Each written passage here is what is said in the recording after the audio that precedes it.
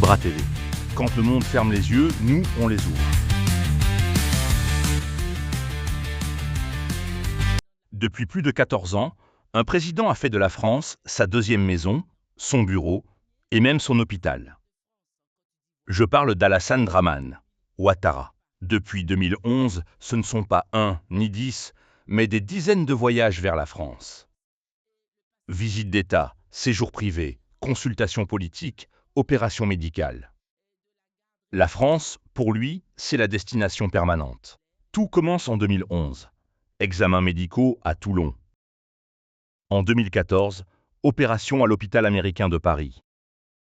Puis, chaque année ou presque, des check-ups, des bilans, des séjours privés, qui n'ont de privé que le nom.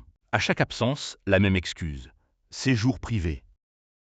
Mais ce séjour privé se déroule toujours au même endroit, Paris, pendant que le peuple ivoirien affronte une crise sanitaire silencieuse. Mais ce n'est pas tout.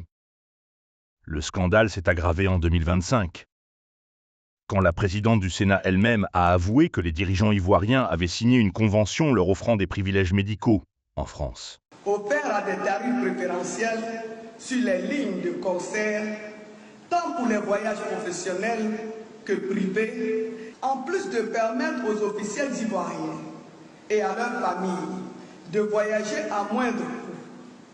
Nous nous félicitons également de ce partenariat qui leur offre l'opportunité de bénéficier de prestations de l'hôpital américain de Paris à des conditions préférentielles. Voilà la vérité.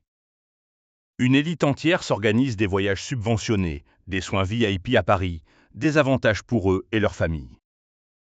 Pendant que des millions d'Ivoiriens manquent de médicaments, de médecins, d'équipements et parfois même d'électricité dans les hôpitaux.